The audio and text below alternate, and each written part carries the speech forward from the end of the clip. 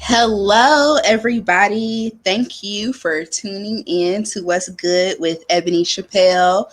As you can see, I am live on Facebook, Twitter, and YouTube this time around. So we have, some different technical things that are going on. But again, thank you for tuning in this evening.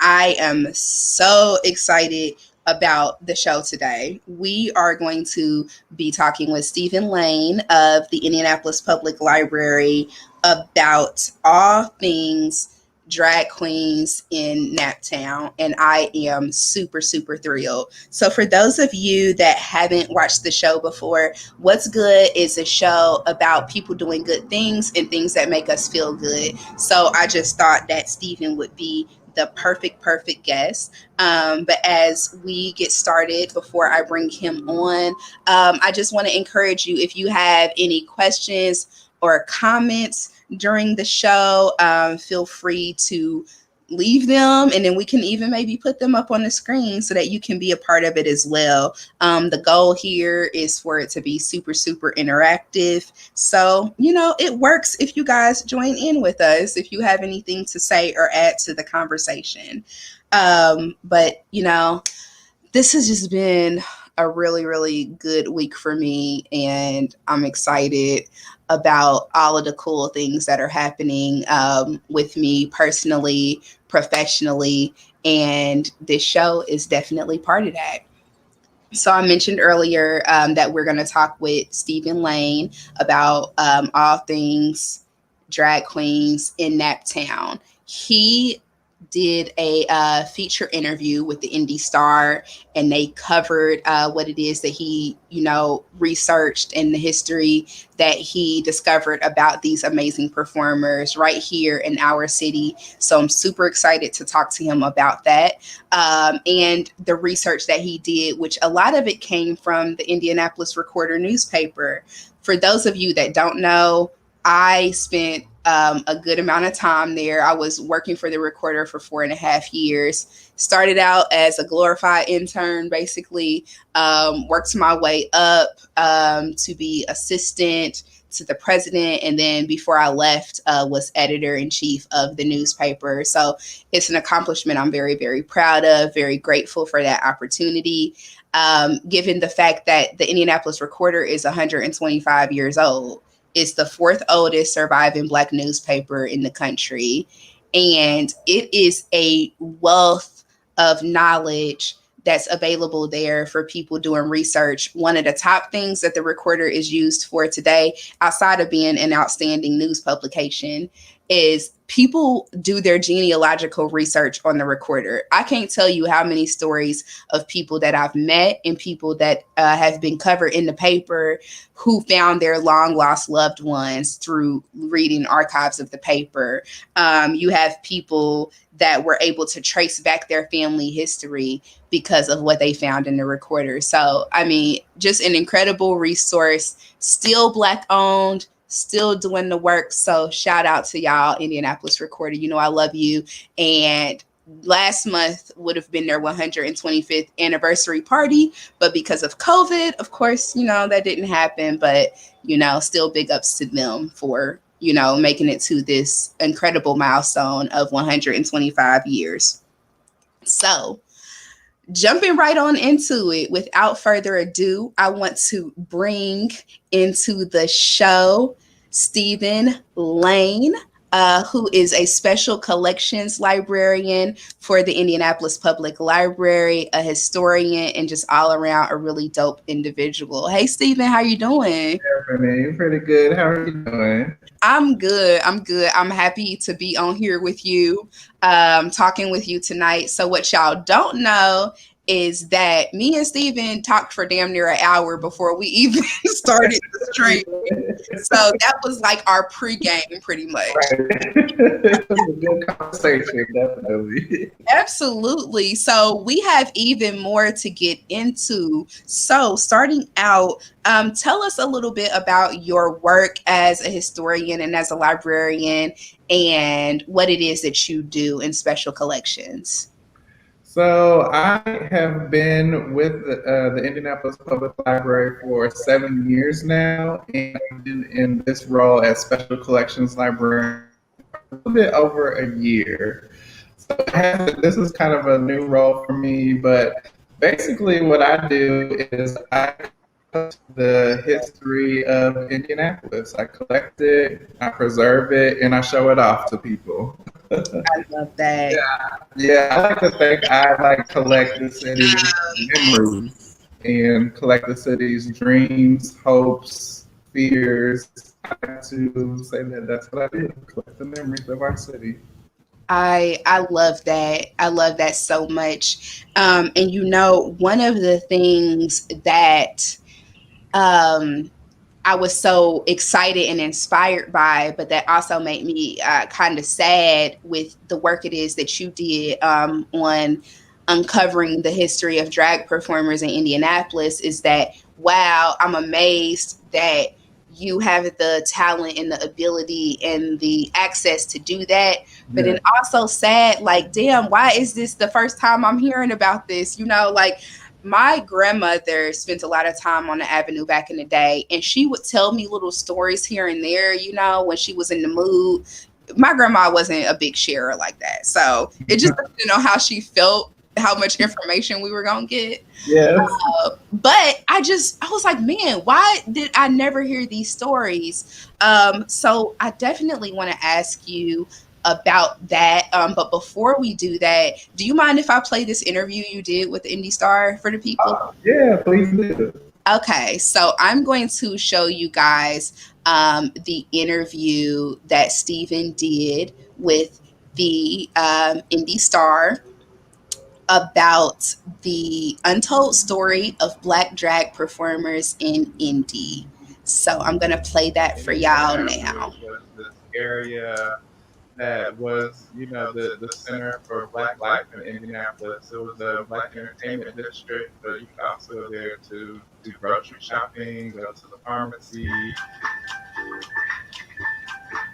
It was a place where Black people could exist in a safer way than outside of Indiana Avenue. We'd go there and listen to jazz in the 1930s, and that's also where you could go and take in a drag show. The first recorded pansy ball, this is what they called them in 1933, was a pansy ball. It attracted, according to the Indianapolis Reporter, it attracted 2,000 people, to the event at Paradise Gardens. Doris Duchess White performed a lot, and they would have been around in the 1940s, 1950s. And Doris Duchess White, she was probably our most famous drag queen that I've come across in my research. I think it was just really exciting for people to kind of witness this kind of public coming out of these gay Black performers. Laura Grantmeyer, she was a researcher in Pennsylvania, and she did her research on the Pittsburgh Hill District drag queens, and she actually found photographs of how what it looked like for them to perform inside one of their jazz clubs. The drag queen was, singing, actual singing was like their real voice, and they would be backed up by a jazz ensemble. Jazz was so just all about celebrating human expression and human sexuality in a lot of ways. So it just makes sense that these drag queens could have a place along Indiana Avenue where they could perform in an open and celebrated way. So, what I've pulled today is one photo album of many from the Bob and Margaret Green collection. This whole album is from the Famous Store. It's interesting to think about how segregated certain parts of the city and different amenities were for locals, yet it seems like from these photos in the Famous Store, it's more integrated than a lot of crowds we've seen and stories we've heard, creating spaces for performers who have been left out of the main trend or narrative is really important. And, I think showing that we have this incredible sort of integrated drag scene and community, even in the 60s and 70s, should help help us, find a way to move forward and celebrate what we have today.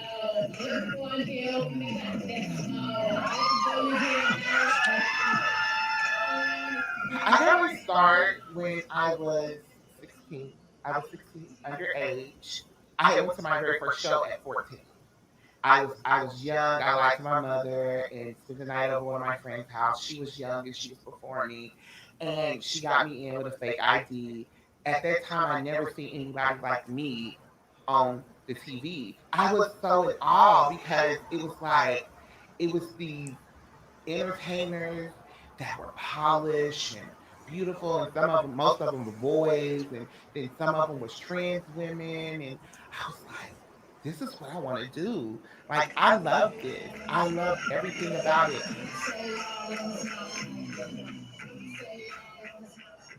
Drag is all about exaggerating for me. It's exaggeration, making everything more, like putting more makeup on, bigger hair, bigger jewelry, outlandish costumes, all that. I that's what I love about drag, and that's what drag is to me, and all that. It's self expression. When I was younger, I bit my tongue to a lot of things. Like, I would hear the N word in the dressing room. I was told I couldn't dress over here with these girls. I like that, and then I had stories of other people. So I used to bite my tongue. And as I got in my foot into the door, I told myself, I'm not biting my tongue no more. I feel like it's always one black token girl, and she's always the one girl who can work. Me and my friend used to say every girl had their season. Like, my one friend, she had her season early on. Like, my season was here. Now it's my friend Pat's season and everything. Why can't I go to a show and see Timora Charles, Sage Summers, Patrick Lee, Shaquille Nasser, Capri Sandra, and one good show who's some of the best entertainers? Like my friend Sizzla Sandra, she's been doing this for 4 decades.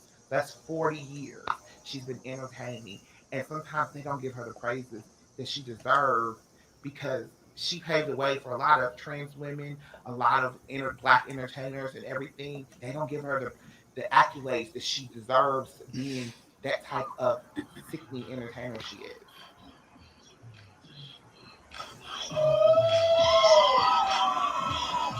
As we kind of understand drag in 2020 is that everyone's drag is valid. People can present however they like, out of drag and in drag as well, and you kind of have that freedom to go back and forth. I kind of am fluid, so I grew up with seven sisters, and I was the youngest.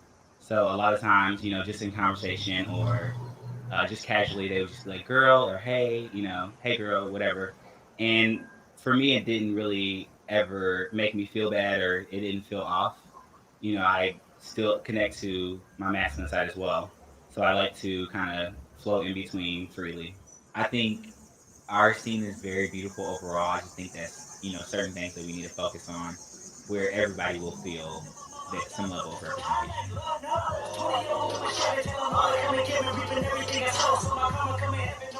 I think it's really important because a lot of times, a lot of younger people are in the audience, and sometimes it helps to really see a reflection of yourself and of your values, of your culture on stage.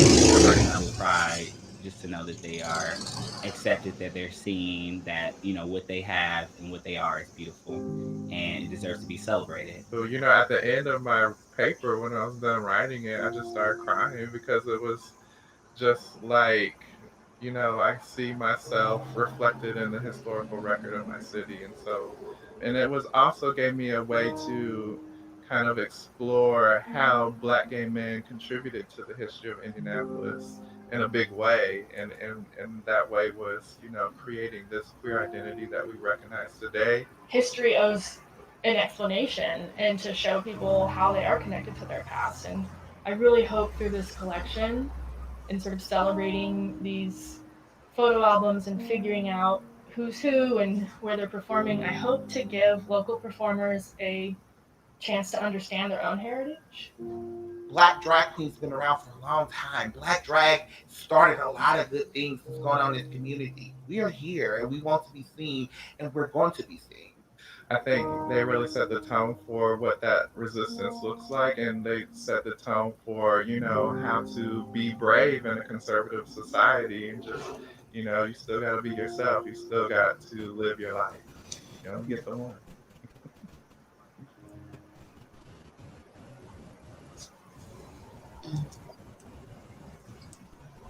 So, things you did that. You did that.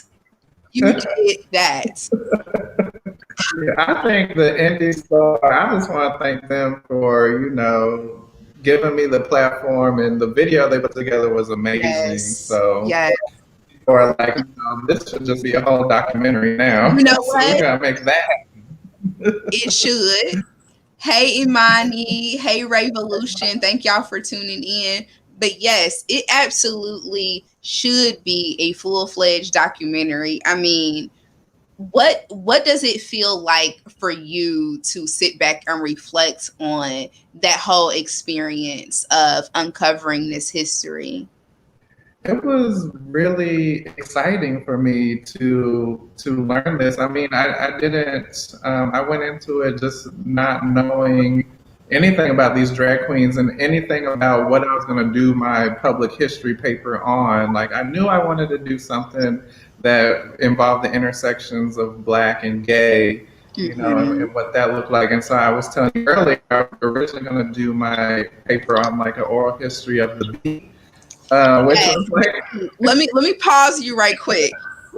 So you can school those of us who may be watching that do not know what the beat is. yes.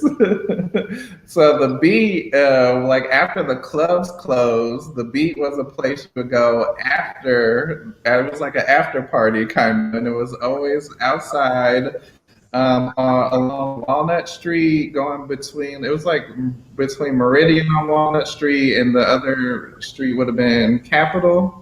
Mm, And so people would just line their cars along Walnut Street and play music, and just be in fellowship with each other. It was very yeah. also kind of social gathering. But you see the cultural trail is there. I currently occupies that space, so it's no longer the beat. Mm, Really going to be my project on that because it was such a moment for that was creating this queer black culture right downtown. It was very yeah. people that didn't require you to spend money, and you could just be in fellowship with your people. You could, and I think that is something to be explored. Indianapolis, I've been in so many of these conversations, and I'm sure you have as well, where people are trying to solve the puzzle of what is Indy's identity. Like, we don't have a brand for our city. Like, what do people think about when they think about Indianapolis? That's not a sports thing, Right. because that's the biggest thing that people talk about. And unfortunately, we don't have a strong cultural identity because so much of it was hidden, or it was Mhm. erased, or it wasn't allowed to thrive. So I can't help like looking at the work that you did, and even thinking about some of the other things that I have learned about in terms of the rich cultural history of our city. It's all gone. It's all gone. And I can't help but think like, okay, if that thing would have been allowed to exist, like the beat, if the beat would have been allowed to exist and not have the cultural trail run right through it, or if y'all were able to, locate somewhere else or whatever, like how popping would the city be from a cultural standpoint if that was allowed to exist with everything else? Exactly. And I think that's what this paper did was it showed how the black community like nurtured this formation of a very visible queer community kind of coming out into the black community. And Mm-hmm. that's what I really loved about that paper because it really challenges this idea that the black community is somehow hyper homophobic, or more homophobic than everyone else, and that's just not true. It's not. And I just want to have you dive in on that a little bit more, because that's one of the things that frustrates me. Even within our own community, when people, say stuff like, okay, if we embrace queer culture, that means we are destroying the fabric of the black family and pushing the feminization of the black man and all this other bullshit is what it is. It's hotep and it's bullshit. Because I'm like, we have our community has always had queer people in it, like any other community, and they were right there woven into the fabric of everything you did, from where you went to go eat, getting your hair done, church, everything. It's like queerness everywhere. It's like I don't even understand where that comes from. Absolutely. And there's this researcher, it's like, I can't even think of his name right now, but he even takes drag further back and ties it to this drag queen that was performing right after slavery. So in Wow. the 1860s, you know, like it goes back so far, and how it's just tied, and how we've kind of always celebrated the diversity within inside the Black experience in our culture and society.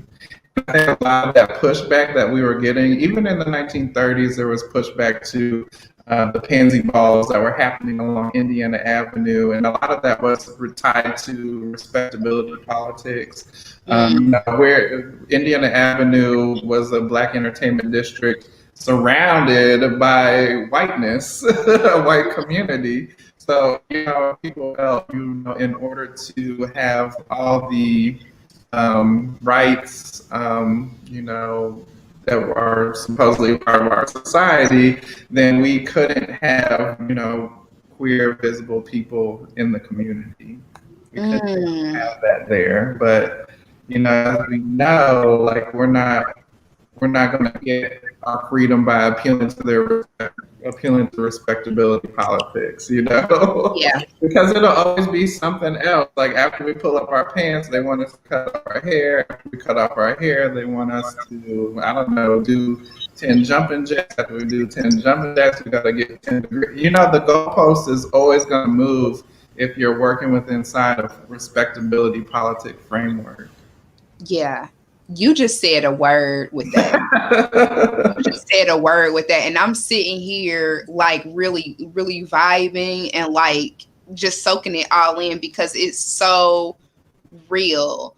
I think about the ways in which we as a people, you know, break ourselves into little pieces and like bend ourselves into pretzels and shove ourselves into little tiny boxes and all this other shit to try to attain this dream world that is like one fake, like it's not a real thing, and then two, you know, like you said, the goalpost keeps changing. The goalpost keeps changing. So it's like you end up, you know, chasing one, you end up chasing your tail. Yes. Two, you end up I had this amazing conversation with Dr. Terry Jett over at Butler. I love Dr. Jen. She's one of our board members for the public library. I'm so glad that she is. Yes, she's great. Yes. Imani said, let the goalpost burn. Absolutely. Let it burn. But you know, we were talking and she was saying something about the danger of becoming unidentifiable to your own. You know, if you push this narrative of like acclimating and assimilating like so far, like you become unrecognizable to your own people to the point where like, I mean, if you out there on the island by yourself, what are you gonna do then when you can't even go back home essentially because they don't know you?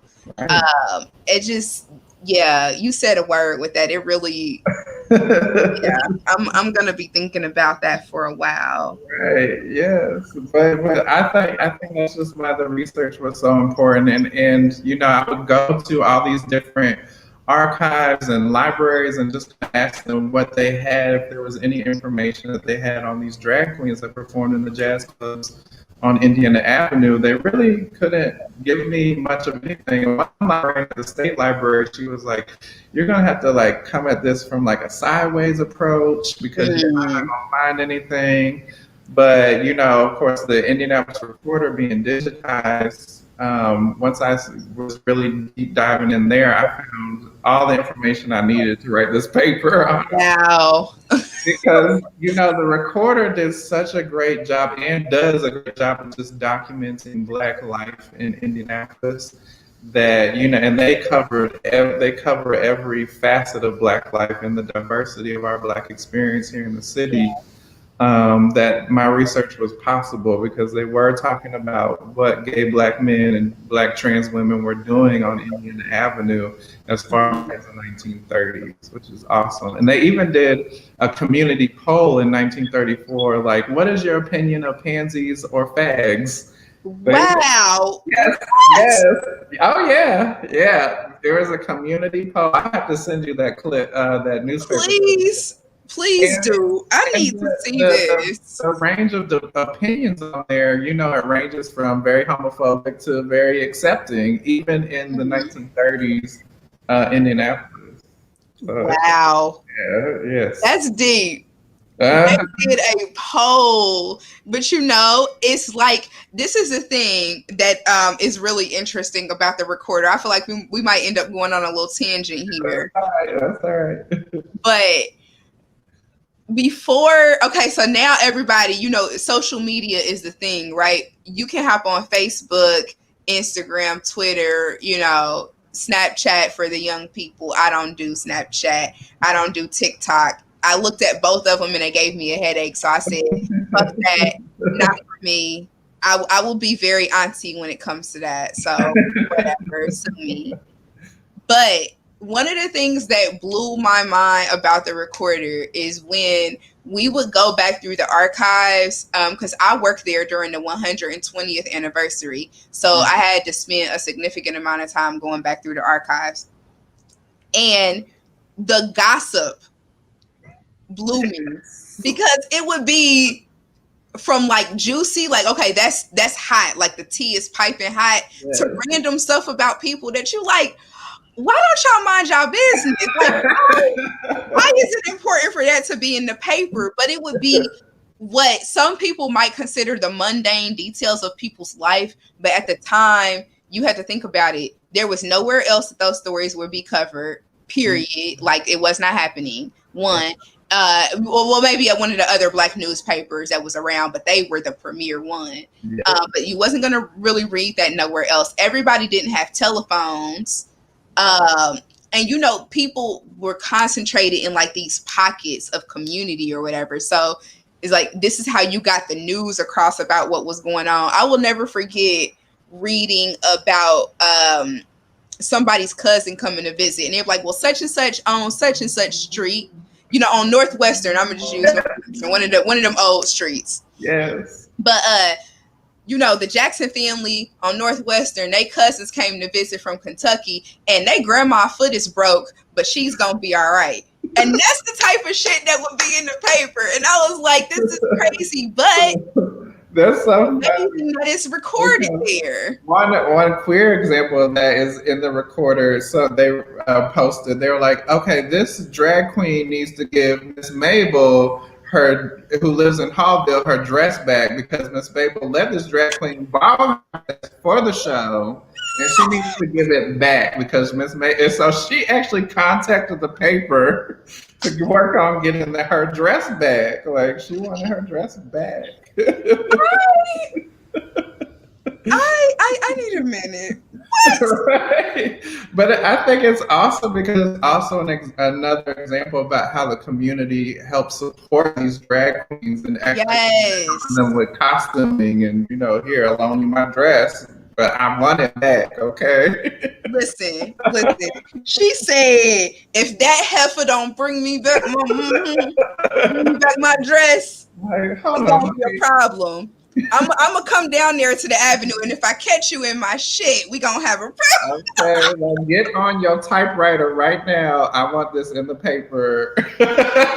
She gonna give me my dress back. Oh my goodness!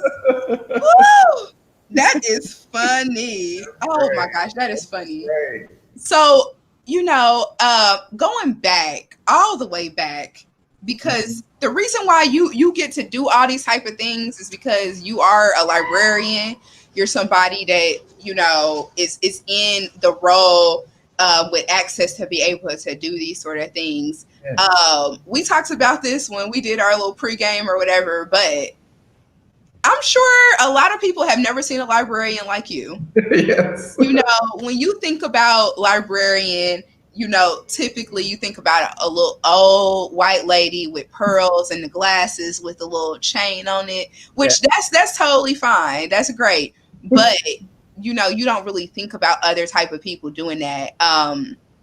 I actually, and I shared this with you, at one point in time, I wanted to be a librarian. I tried to in college. They gave me the Dewey Decimal Test. I failed that shit. So they told me librarian is not the job for you. You're going to have to work somewhere else. So that didn't work out for me. But the reason why I even felt inspired to do that for a career is because of seeing Black librarians in my neighborhood. I grew up in Hawville, so going to the Hawville branch, and being able to see Black librarians there and other places I went, other branches that we would visit, and at school in our media center. There was a Black lady that worked there in middle school, so her, hipping me to cool books and always having the type of stuff I liked around. That just inspired me. I was like, this is a real thing that I could do. So I'm sure that there are young people that see you and be like, oh my God, like he's cool and he's Black and he gets to be a librarian. Like, that's amazing. So I just want to know a little bit about your journey and how you came to this as your profession. That's a really good question. I like that. Because I started working here at Central Library 7 years ago. I was not a librarian. I wasn't even thinking about going to library school. I just needed a part-time job. So I was working in the children's department and working with the kids. And then I became one of the people that got to program and work with the kids that way. And working with the kids is it's a totally different experience. It's a lot of fun. I like to say, like, I helped raise some of the kids in Indianapolis. Oh, I bet. Because we did get a lot of regulars that came in. Yes, we did. But what's awesome about the library is that it's this place outside of school where kids can really learn about whatever it is they want to learn about. Like, it doesn't have to be a part of their curriculum. It's all about an interest that they're into, and they get to learn about it. So, the library sends us on conferences if we want to go to them. So there's the American Library Association conference. But my friend, who was also thinking about going to library school, he sent me the Black Caucus of the American Library Association conference that happened in 2015 in St. Louis. And so I signed up and got approved to go to that and went. And I was just so inspired by all the Black librarians from all across the country that were there and all the amazing work that they were doing. And we got to go take a tour of the Ferguson Public Library and learned about, how that library stood as like a hub during the uprising for people to have a respite of, just all the craziness that was going on.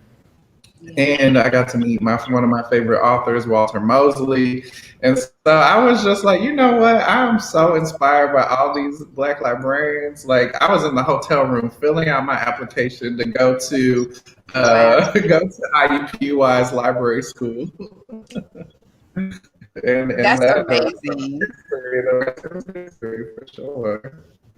But I did to consider the dual degree. So I do, if you are going to go to library school, IUPUI offers dual degrees, so you can do public history, law, medical, all that stuff. But what inspired me to pick up the history degree was my time spent in the Peace Corps. I worked in Paraguay in South America with a Black Paraguayan community. And part of my job was, they asked me to research their Black history of Paraguay because they were taught in school that their history was only, European and indigenous. So they didn't know. Yeah, so they were saying that most of the people in Paraguay don't know that there are Black people here. It's like, how can they not know I live in a Black neighborhood in Paraguay? Like, y'all are right here. But so researching that history, then we met with a governmental agency who they were putting together the 2012 census of Paraguay, and they were like, "We have our researchers here who researched the Black history of Paraguay." And I gave them all the information that we came up with, and that helped the government, understand there is a Black history, and that yes, there needs to be an Afro-Paraguayan racial category in the 2012 census. So we were so confident, just like the historical record. So it really opened my eyes to the power that history has to influence change that needs to happen, for sure. Wow, that is amazing. Yeah. That is amazing. Like you doing that work, like that's going to impact generations and generations and generations of Black people in Paraguay to come. And I just think it blows my mind how, history can be hidden in that way. And you have people living in a country, you lived in a Black neighborhood in that country, and Black people didn't know Black people were there. Yes, So yeah. did they think they were alone? Right. But what it also did is like creates the solidarity between us and those Black people in Paraguay that, they're in the same struggle that we're in to make sure that our history is being told and being shared. Yeah, exactly. Exactly. It's that whole, and that's one of the things I think is incredible about the diaspora. And when we learn more about it, is that you understand, you're not alone in this world. And when you understand how spread out you are, for me, and I'm interested to know how you feel, for me, it makes me feel very powerful, and it makes me feel very connected, and it makes me feel like, my history and my culture is so rich. Like that's what it makes me feel. Yes. And we were able to take, knowing our Black history, we were able to take what we learned about our own Black history down to Paraguay. So we gave them, helped them think of, we gave them the phrase "Black is beautiful," and we translated it in the indigenous language of Paraguay. And people in the Black community took that and ran with it, and they made T-shirts, and they were making flyers and stuff. So, they were even inspired by our own Black history, how just powerful it can be and transformative our history can be. Yeah. Oh my goodness. Oh my goodness. I'm blown away by you. I'm blown away. Like I don't even know what to say about that. But as we, kind of look toward the future, and you've done all this amazing work, documenting the history of us here and abroad. What would you say to people who maybe aren't librarians and historians and all of that? What advice would you give them about starting to document the history of their communities that they're a part of? Yeah, it's definitely very important. I think everyone does document their own history in a lot of ways. Like you can go to anybody's house and there's photo albums there, or even the receipts that you keep. That's a document of your history. You know what you buy. Yes. So I thought you was talking about other receipts. My messy ass. I'm like, yes, screenshots. Keep the screenshots for history. But you're talking about actual paper receipts. Okay. Even scrolling your social media feeds is a document of your history that you can go back and review it. And Facebook will send you those, this is what happened 7 years ago in your feed. So, Yeah, some of those are good, some of them ain't. Yeah, some of them I don't want to remember. Yeah, some of that stuff, I'm like, I could have forgot that. Y'all could have forgot it too, but Right. Yeah. So we all have a role in documenting our own history, and we all have, if you want to learn more about Indianapolis's history, you can go to, I saw Susan Hall Dotson's on. You can go to the Indiana Historical Society. You can come to the Indianapolis Special Collections Room. And those collections are open to you to explore and really learn, whatever questions you can come at us with, we'll try to help you find the answers. Awesome. I love that. I love that. As we, look toward the future, this year is Indianapolis's bicentennial. We are 200 years old. And, there's a lot to be said about what happened in the past. There's been a lot said and documented about the avenue and, basically how it was disseminated in terms of physical structures and an understanding of what used to be there, the legacy of those businesses and Yeah. whatnot. Um, what are your hopes for the future of this city when it comes to preserving the culture, specifically Black queer culture in the city of Yeah. Indianapolis? I mean, and I have to give, my praises to those Black historians that did the work of making sure that the avenue lives on in some way, like, Wilma Gibbs over at the Indiana Historical Society, rest her soul. Yes. David Leander Williams, who wrote Indianapolis Jazz. Like, I wouldn't have been able to write my paper without these people. Clyde Bolden, who wrote Indiana Avenue and Black Entertainment Boulevard. Lilia Bundles, and the research she did on Madam Walker. I mean, these people are so important. So, it's just, making sure that we pay our respects to our ancestors and the people that come before us, and that we keep passing these stories and these traditions down the line, just making sure that they keep going. And, if you feel like you have something of, historical value, regarding Indianapolis history, you can always contact me or contact the Indiana Historical Society to come out and look at it. I'm also I got grant funding to do an LGBTQ oral history project that we do want to make sure is very diverse. So if Okay. you are 50 years or older, spend most of your time in Indianapolis, we would love to interview you and make you part of this project. I love that. I'm excited for that. So, how can people get in touch with you? And that other thing about the oral history project, I definitely want to help promote. So, just send me a link and I can help put it Okay. out there because that is amazing. I love that. Yeah. Yes, and I think it's going to be a great way to make sure that history is documented. A lot of archives are starting to build these LGBTQ collections, so we don't always have the photographs or the papers that really document that history. So people's voices on the oral history projects are going to be really important Yeah. to really tell us what it was like growing up in Indianapolis or living in Indianapolis as a queer Black person. I think that's very important. Indeed. Absolutely. So yeah, you can always get a hold of me at Central Library. I don't have my phone number around me. That's Uh, okay. yes, I do. My phone number is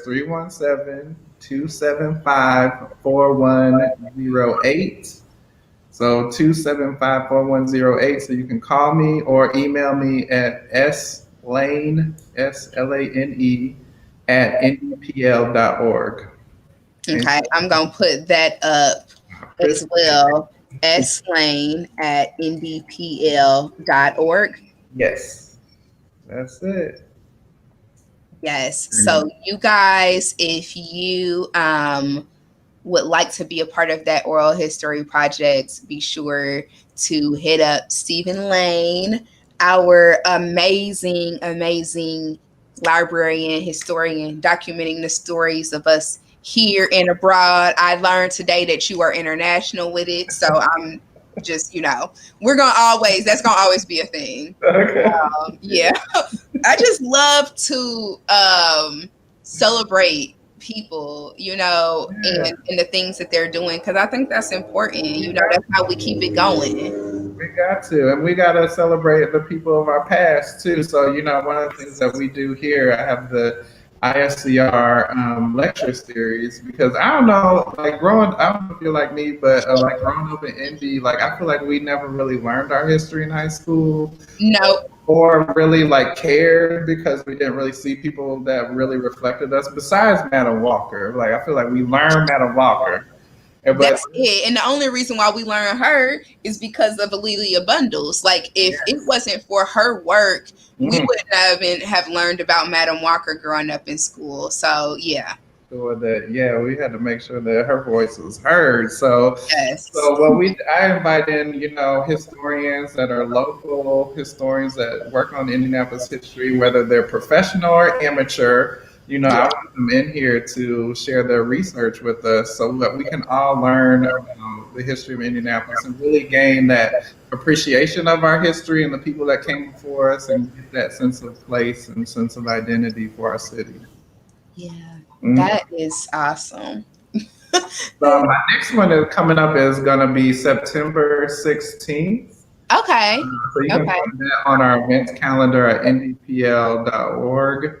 And it's going to be Kisha Tandy. She's going to talk about collecting Indiana's African American history at the Indiana State Museum. So that should be pretty good.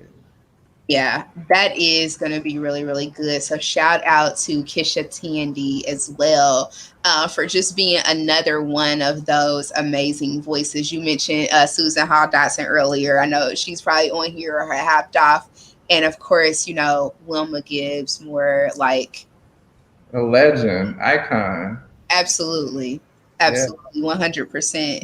And now we just, add Stephen Lane right on there, right in Good. that flow. But yes, so I very deeply appreciate you and your time tonight and for the work that you're doing in the community. I'm glad that we got a chance to sit on here and talk about it. Thank you so much, Ebony, for the opportunity. And yeah, I'll see you around on the streets. Absolutely. On the streets. We're gonna be out here in these streets. Hopefully, soon we can have fun things to do and Yes. not have to wear masks and be far apart and all that. Man, Right. can you tell I'm over it? Yes, yes. Oh, goodness, doesn't wear you down. Yes. Oh my gosh. But yeah, so send me those links when you get a chance so I can help promote those and pub those. But thank you again. Appreciate it. Thank you so much, Ebony. You're welcome. Bye bye. Bye. So thank you guys. Thank you to everyone that tuned in. I'm going to shout out a couple of y'all. Shout out Imani. Thank you so much for commenting and being a part of the show today. Starla K. Mathis, Susan Hogg Dotson, Liz Arnaud, watching from France. That's awesome. So this show has reached people all the way in France. That's pretty cool.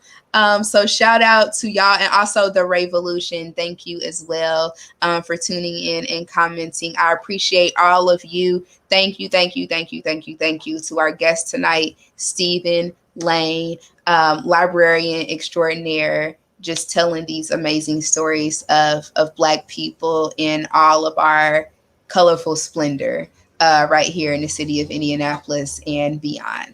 So thank you all so much again for tuning in for What's Good with Ebony Chappelle. Appreciate y'all. Have a great night and a peaceful week. Peace.